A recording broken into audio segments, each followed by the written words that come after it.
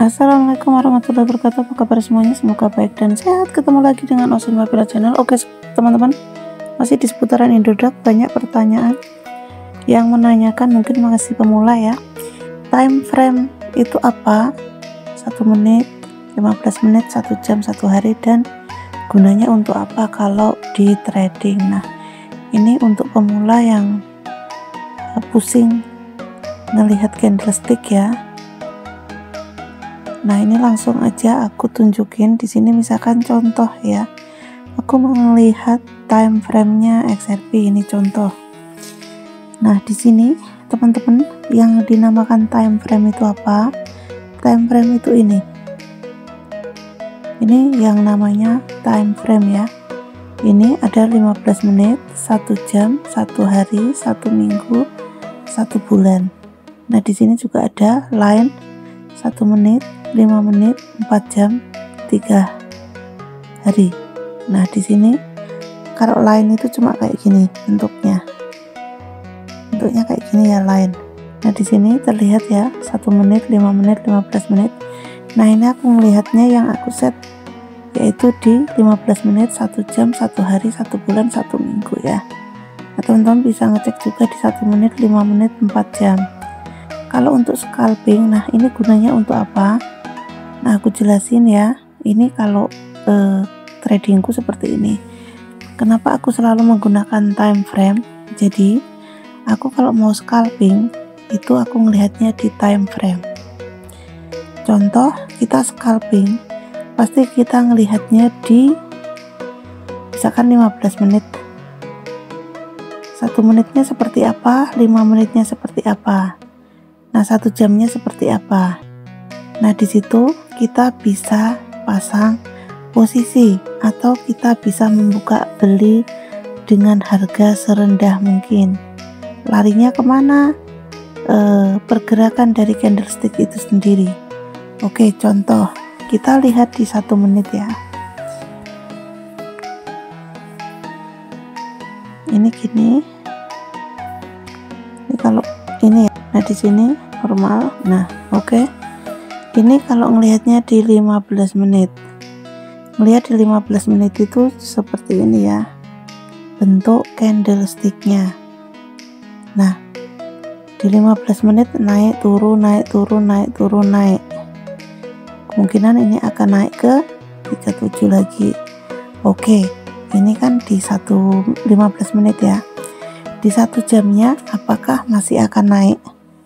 Nah, di 1 jamnya di sini udah pump di 37 kan, tapi dia ngekor. Nah, ini pergerakannya di area sini aja. Ini udah berapa jam? 1, 2, 3, 4, 5 jam. Pergerakannya cuma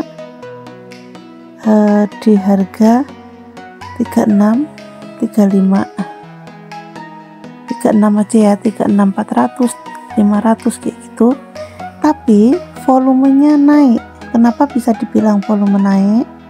Ini kan volumenya naik ya, nggak turun. Kalau volumenya turun itu seperti ini. Kalau volume naik walaupun ada turun, tapi penurunannya dengan jam sebelumnya itu nggak sama, jadi lebih tinggi. Terus naiknya juga lebih tinggi lagi, turunnya nggak terlalu rendah. Dengan jam sebelumnya pasti naik gitu loh. Jadi ini volumenya naik. Nah, kalau kayak gini di 1 jam ini masih kemungkinan naik. Nah, kita lihat lagi di 1 hari. Gimana di 1 hari? Di 1 hari di sini volumenya ini kan udah merah turun terus ya. Seret. Ini berapa hari? 1, 2, 3, 4, 5, 6, 7, 8, 9, 10, 11. Hampir 11 hari dia turun terus. Nah, di sini di hari ini dia udah hijau kan? Kalian bisa lihat di sini udah mulai hijau, artinya di candlestick selanjutnya di hari berikutnya pasti dia kemungkinan akan naik. Kalaupun dia turun, ini kan terendahnya di 35. Kalaupun nanti turun, dia nggak bakalan di bawah 35 seperti itu ya. Contoh di sini kalian bisa lihat. Nah, bentuk candlesticknya misalkan di sini 33.700. Nah, untuk next berikutnya candlesticknya dia akan turun, tapi 35 100 misalkan, di sini 33.700, di sini 35. Setelah naik, kita lihat candlestick berikutnya ternyata turun, tapi turunnya bertahap, dan turunnya di sini nggak nyampe ke 33.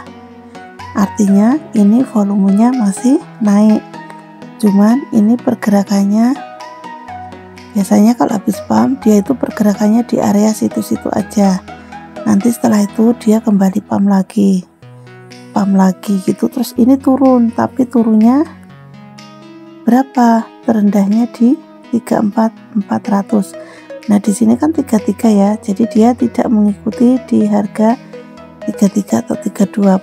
Nah dia di sini cuma di 35.000. Nah jadi time frame itu seperti itu untuk melihat waktu, melihat candlestick. Jadi kalau kita mau menentukan pembelian itu kita harus melihat time frame-nya dan bentuk candlestick itu sendiri.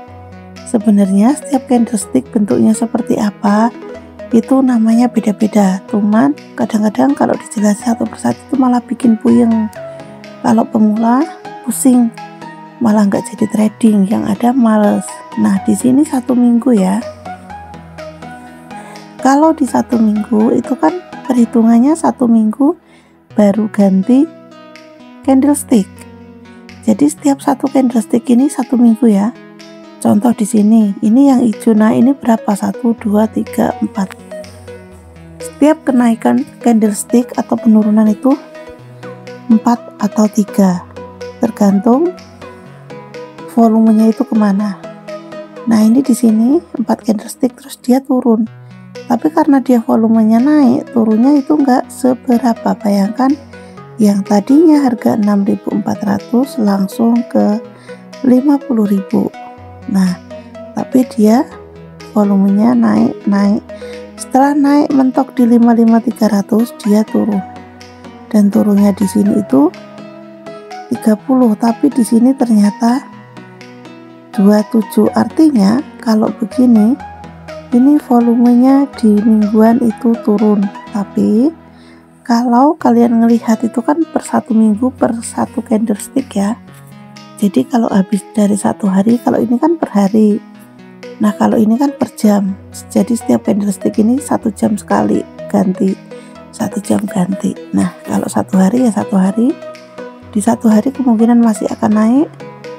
Di 1 minggu kemungkinan dia masih akan naik karena volume penurunan di sini itu volumenya naik. Nah di sini dia akan naik lagi, mau ke harga berapa? Kemungkinan dia bisa aja ke harga 38, 39 seperti itu. Nah kita cek yang di 1 bulan. Nah di 1 bulan di sini volumenya naik apa turun? Oke. Di sini kalau 1 bulan artinya setiap candlestick ini 1 bulan. Ganti lagi bulan berikutnya masih pump 1 bulan. Setelah pump 1 bulan terus merah. Setelah merah, bulan berikutnya lagi pumpnya masih sama tapi merah. Nah untuk bulan berikutnya makin turun di harga 27, tapi ini cuma ngekor. Nah open posisinya masih tetap di area 34. Jadi di sini walaupun ada penurunan di bawah 30.000, tapi harga opennya itu 3435. Jadi yang ke harga di bawah 34 itu cuma ngekor ya. Nah untuk di bulan ini kalian bisa lihat di candlestick terakhir ini volume naik, dia terendahnya cuma di 34.400 dan ini udah 37.425. Ini kemungkinan masih akan naik atau bisa cuma pergerakannya di sini-sini aja. Nah untuk di bulan berikutnya baru kemungkinan akan pump. Jadi bisa 2 kemungkinan ya, seperti itu. Jadi buat teman-teman pemula, time frame itu adalah waktu kita melihat pergerakan candlesticknya. Jadi jelas semuanya ya, mau dari 1 menit, 15 menit, 1 jam. Jadi kalau kita mau membeli kripto, kita menentukannya dari time frame-nya dan juga dilihat dari candlestick-nya. mungkin di mingguan kita ngelihatnya oh masih turun-turun, tapi kalau di 1 jam naik. Nah, tergantung. Kalau kita scalping, kalau scalping itu kan cuma hitungan menit dan jam. Jadi kalau scalping itu contoh, kalian ngelihatnya di 15 menit tuh kelihatan turun. Oh, di 1 jam. Oh, kalau scalping misalkan ngelihatnya di 1 jam.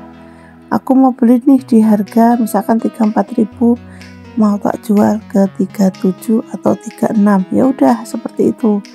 Cuman kalau scalping itu biasanya kalau saya itu di volume seperti ini.